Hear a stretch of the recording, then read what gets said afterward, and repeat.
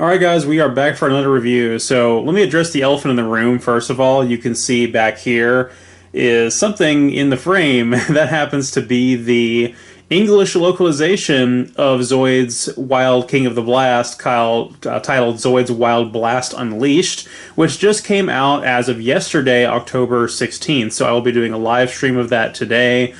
Saturday, October 17th, although this review will probably go up well after that. So you guys can rewatch the rerun of that stream on the channel if you choose to.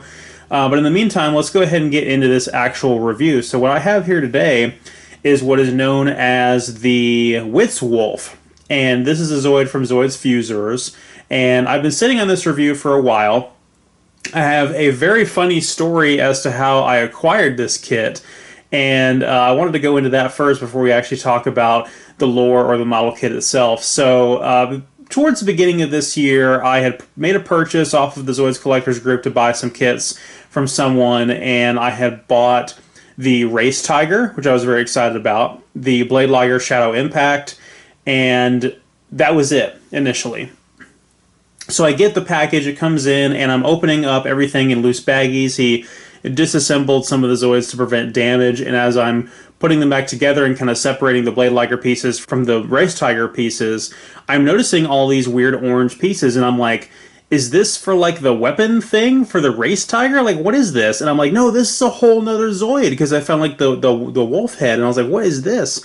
And so I set everything aside, and I'm like, there's a whole nother Zoid in this box. What did he give me? And so I sent him a message. I'm like, I'm not just going to keep this thing and not pay for it. So I said, hey, I think you sent me another Zoid by mistake. This is what it is. And so he told me, he said, okay, that's the Whitz Wolf, and its Fuzor companion, the Sevinga. And so I said, well, I'm either going to send it back to you, or if I can I just pay you the additional money and keep it? And he agreed to let me pay the extra money just to keep it. And so I ended up buying this one off of him anyway. So, and I'm really glad I did, because it's honest to God a really cool kit.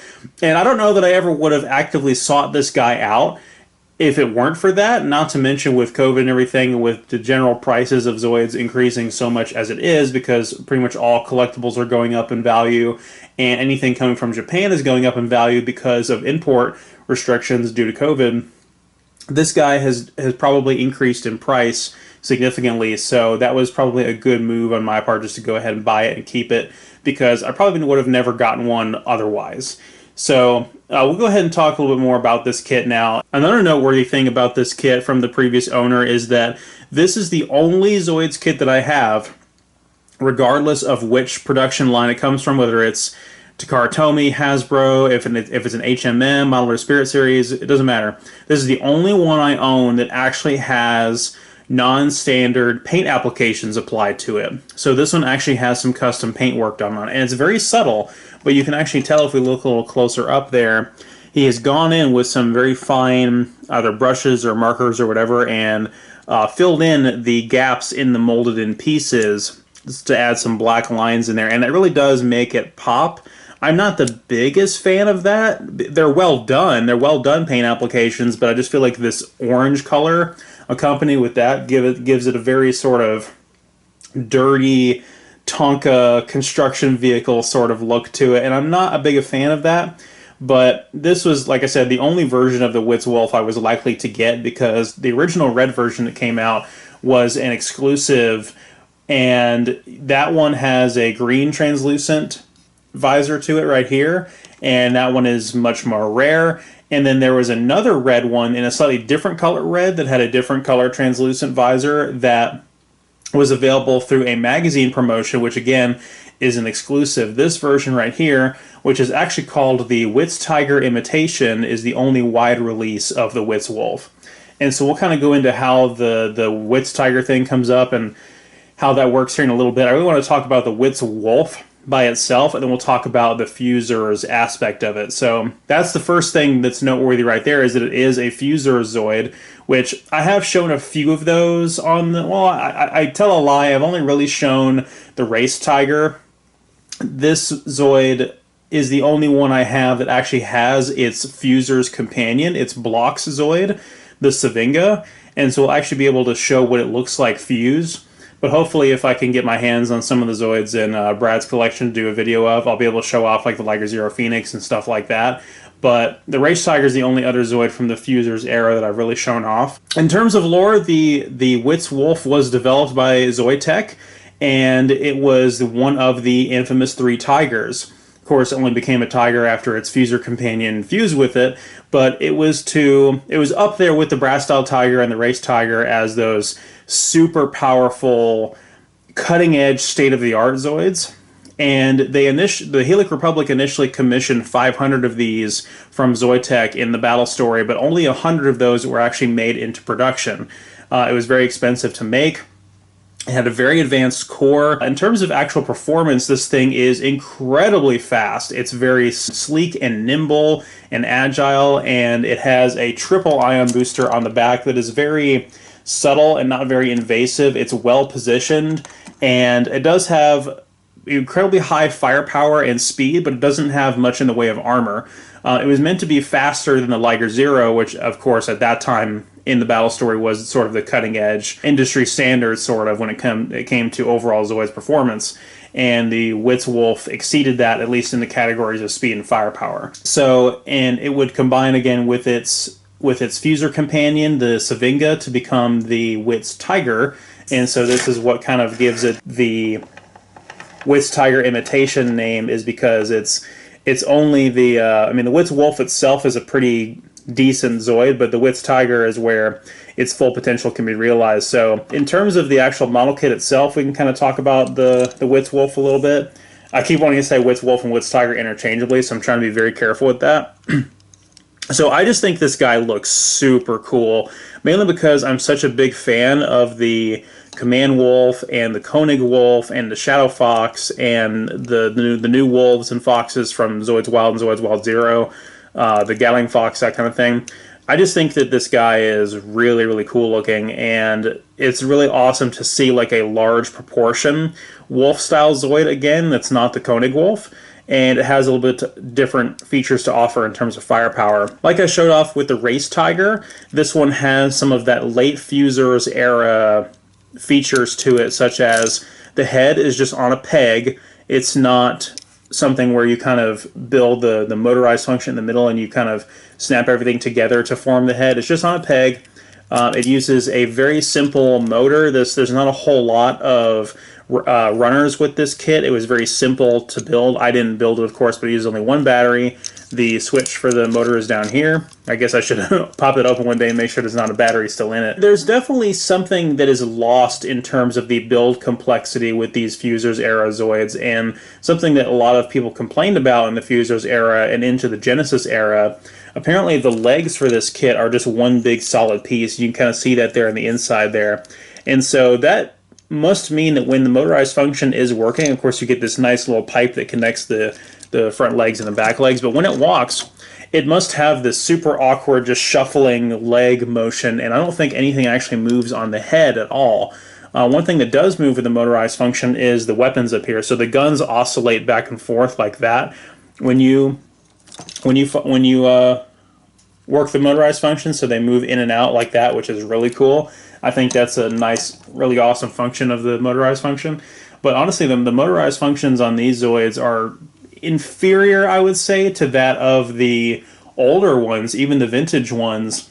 And then going forward into the Zoids Wild era, they really redefine those motors and what they're trying to accomplish with that feature. But something different, one thing that I do really like is the sort of modular nature of these kits. So the fact that the head is just on a peg and the weapons are on pegs means you can kind of interchange them between different Zoids, which I think is really cool. And so a lot of the weapons are interchangeable. So for instance, I can pop off the weapon rack here on the Whitz Wolf and actually put it on the Race Tiger, which I think is really cool because my Race Tiger, of course, is lacking in weapons. So it does have a pin at the very back there where it connects into the moving gears of the motor. I guess I have to take this piece off for it to fit in there, though. But yeah, so now the Race Tiger's got some ugly guns on it. so that's pretty nice. I like that all that stuff is interchangeable because, like I said, my Race Tiger's lacking in firepower. And apparently you can take the weapon from the Race Tiger and put it on the Whitz Wolf as well. And there is a Zoid called the Transhawk, which folds into some kind of armored helmet thing that is compatible with both the Race Tiger and the Whitz Tiger. Before we get to the transformation into the Whitz Tiger, let's go ahead and show the Sevinga off a little bit. So again, this is the only blocks Zoid that I have, and while most of the fan base are not a fan of these, including myself, this guy's pretty cool. It's a little flying squirrel type Zoid, which you don't really see small mammals like that represented in Zoids. Like, there's no mice or hamsters or anything like that. And there easily could have been, so the wings on the side look pretty cool. I love the sculpt on the head, and it does have a pilot in here as well, a little android pilot like that Zoids are known for. But one thing that's very noteworthy about these block Zoids is that everything is on ball joints, and everything is supposed to be like modular and interchangeable. You can just kind of pop out the pieces and replace them with different pieces. So while there's not a whole lot of different joints, because obviously the legs right here, again, just one solid piece, no knees or anything like that, they are on ball joints, which before we got HMMs and everything, that was probably the first Zoids that were actually like really posable, which is kind of a cool feature. It's got articulation at the waist there, like it's got a lot going on for such a little guy. So I think that's definitely worthy of praise, even if the majority of the community does not like these guys. So I'll kind of show off the other pieces here that make up the Whitz Tiger. So it is additional feet, which, as you guys know from like the Saber Tiger, they have pretty large feet. Most of the Ligers have big feet, so it does make sense that we're able to interchange the claws like that. And then, of course, we have the head of the Whitz Tiger as well, which, again, is a very nice-looking tiger-shaped head with the additional paint applications in there from the previous owner, like I said. So we'll go ahead and show that off really quick. All right, so now we have the Whitz Tiger fully transformed and ready to go. And I gotta say, this guy does look pretty cool. I want to talk about exactly what went into doing the Fuzor combining. And unfortunately, I had to take the Sevinga completely apart, and I wasn't a big fan of that. I liked how certain pieces were utilized. The head looks pretty nice. The claws just snap in there, which is extremely convenient. I don't have to mess around with that at all. And they don't look too big and like they don't belong there or anything like that. So the tail on the Whitz Wolf splits apart, the armor splits off and becomes the armor for the front legs there, which does give it a much more armored look and a much more like a tiger look. And then the armor on the tail for the Sevinga also splits apart and becomes the armor for the back legs. So that comment I made before about the Whitz Wolf not being particularly well armored, well, the Whitz Tiger does make up for that. The part that I didn't like is that I had to take the Sevinga completely apart, because the only way to get the sort of energy blade wing things up here from the Sevinga to attach is to take it completely apart and use the actual blocks pieces themselves, which are those cubes right there where double-sided ball joints go into them, which is the concept behind the modular blocks system, which is cool in concept, but had I not had to use those two blocks just to attach the wing things, I could have left the Sevinga somewhat intact, where its arms and legs and head at least would be able to stay attached. But now it's literally in pieces, and that's a shame. But because it feels like not a whole lot of the Sevinga really went into this thing to create this fusion. It was just the wings and the armor, and the claws were separate, the head was separate, and so this Fuzor's concept, and I feel like a lot of Zoids fans shared the same sentiment when these were new, this whole Fuzor's concept was not fully realized to its full potential like it could have been.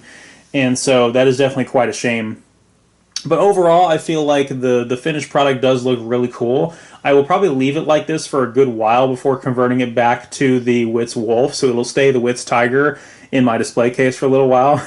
I'll see if Michelle notices the difference, because she noticed when I changed the Liger Zero's armor over, she was like, wait a minute, it's naked now, and then I put the Panzer armor on it, and she was like, holy crap, that's a thick-ass boy. So there's just so many pieces of the Sevinga that go to waste, like the head and the legs and everything, and I would feel like these, also that was complete accident how that leg ended up inside the leg, but yeah, these just completely completely go to waste. It doesn't feel like they're well utilized at all.